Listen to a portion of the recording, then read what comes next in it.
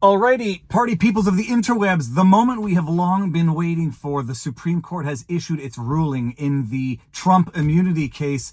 6-3, I think I can summarize the decision as follows. There is absolute immunity for presidential acts within his constitutional powers. There is no immunity for purely private acts, and there is presumptive immunity for acts within the outer bounds of the presidency. That was the 6-3 majority decision.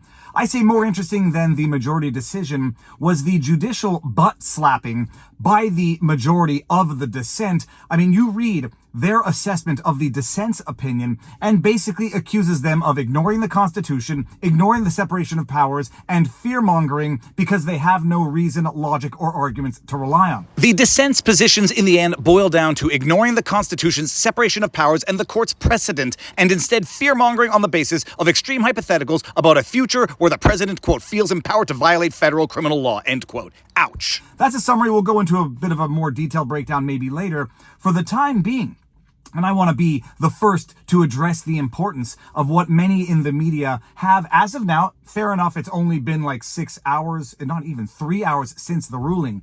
What the media has not yet paid attention to or not yet emphasized the importance of, not Clarence Thomas's dissent, because Thomas was of the majority, but issued his own ruling, issued his own written judgment, because he opined on an element that is probably more important than what was a foregone conclusion of at least some presidential immunity for purely presidential acts, so that you don't get rogue district attorneys and corrupt politicians prosecuting presidents willy-nilly because they have no presidential immunity even for presidential acts.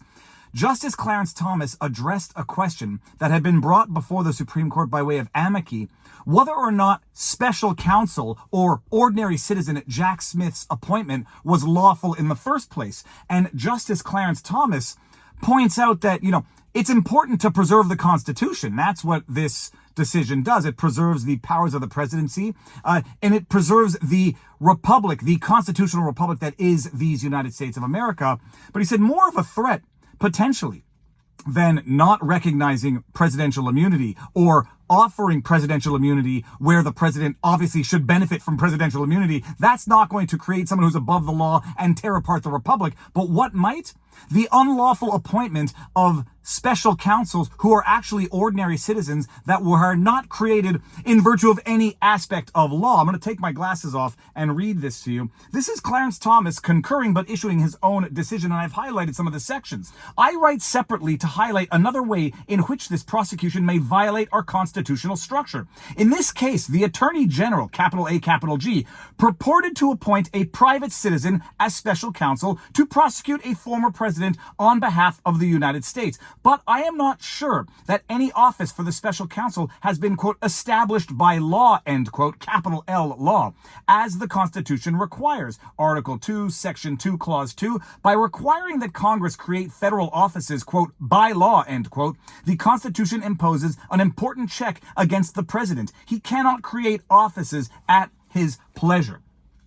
There were people who were suggesting that the appointment of Jack Smith was unlawful to begin with, and therefore this entire prosecution set aside the merits of it, set aside the questions of presidential immunity. The entire prosecution was unlawful because you have somebody, Attorney General, willy-nilly hand-picking a private citizen to carry out the most monumental prosecution of all time of the history of America, the prosecution of a former president, and there's no office of law or law that existed to authorize, sanction, ratify the appointment of a private citizen to bypass all congressional checks and balances. And Thomas is now not adjudicating on this, but certainly lending some credence to the amicus brief questioning the legitimacy of Jack Smith. And I think this is a question that will be brought back up before the Supreme Court as to whether or not Jack Smith ever had authority to do what he's done. Here, go to page 3 of his opinion. Before the president or a department head can appoint any officer, however, the Constitution requires that the underlying office be, quote, established by law, end quote. The Constitution itself creates some offices, most obviously that of the president and vice president. Although the Constitution contemplates that there will be, quote, other officers of the United States whose appointments are not herein otherwise provided for, end quote, it clearly requires that those offices, quote, shall be established by capital L law. and, quote, established by law, end quote, refers to an office that Congress creates by statute. What do we make of this? That Jack Smith was potentially unlawfully appointed because he was just handpicked by a weaponized attorney general. But Clarence Thomas goes on and says a few other things which I think are noteworthy. Page 4, in explaining how America is different than the monarchy of England from which it fought and gained its independence. The founders, capital F founders, broke from the monarchical model by giving the president the power to fill offices with the Senate's approval, but not the power to create offices. They did so by, quote, imposing the constitutional requirement that new officer positions be established by law rather than through a king-like custom of the head magistrate unilaterally creating new offices. Why is this so important? Firstly, it highlights the history, the unique history of America, in that it fought for its independence by defeating the monarchy that was England, and it didn't want to have that same problem reestablish itself in America. So they're saying this was not supposed to be run like the monarchy from which America fought and gained its independence out. That's why they had certain checks and balances in the Constitution, and it would seem that the Attorney General just bypassed those checks and balances by handpicking a private citizen to carry out the most monumentally important prosecution ever, that of Donald Trump.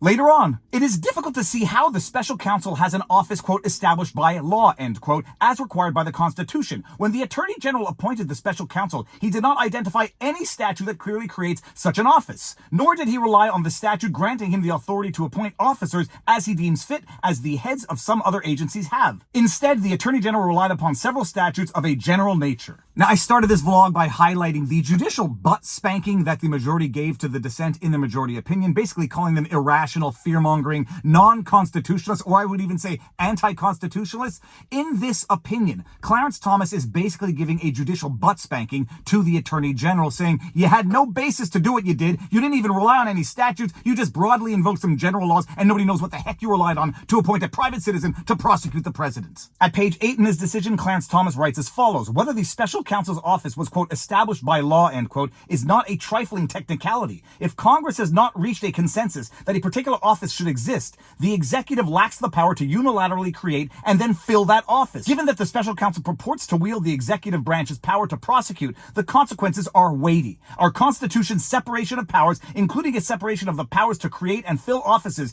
is, quote, the absolutely central guarantee of just government, end quote, and the liberty that it secures for us all.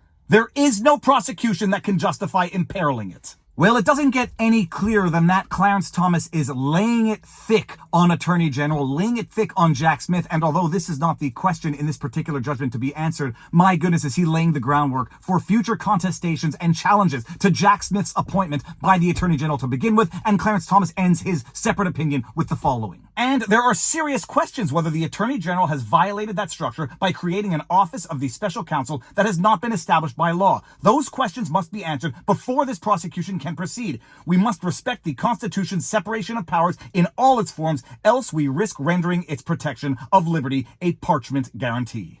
And to that, we can only end with the glorious slow clap. Well done, Justice Clarence Thomas. You are my favorite Supreme Court justice. There is no question. I don't know all of them, and I don't know the history of the United States Supreme Court, but my goodness, Clarence Thomas has issued some of the most amazing, insightful, and I would dare say judicially damning decisions ever, this being number one, at least to me.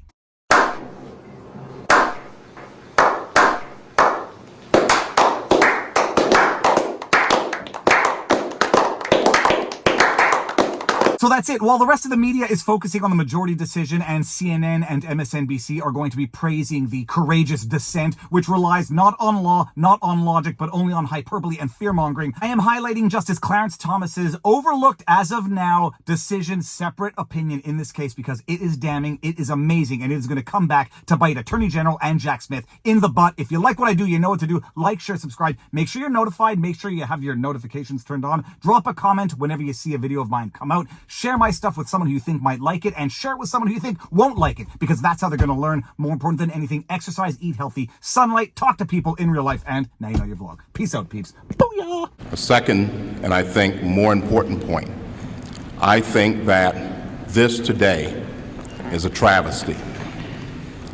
I think that it is disgusting. I think that this hearing should never occur in America. This is a case in which this sleaze, this dirt, was searched for by staffers of members of this committee, was then leaked to the media,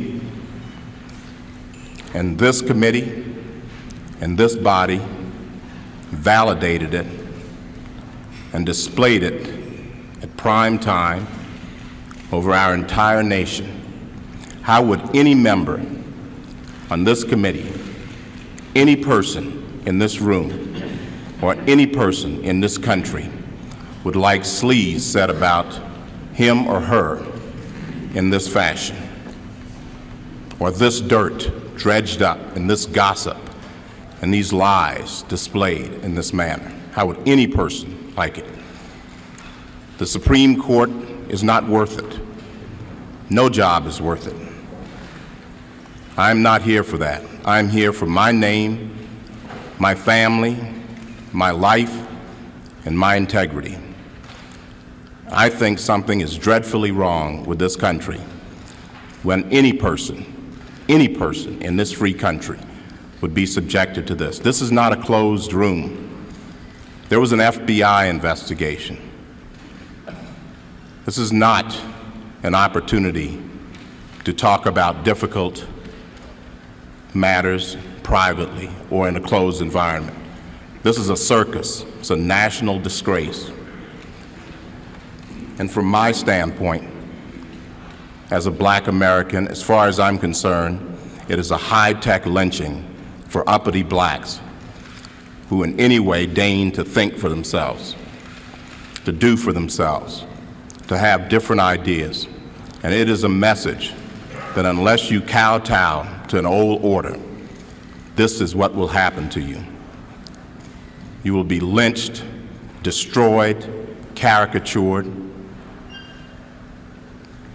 by a committee of the U.S. Senate rather than hung from a tree.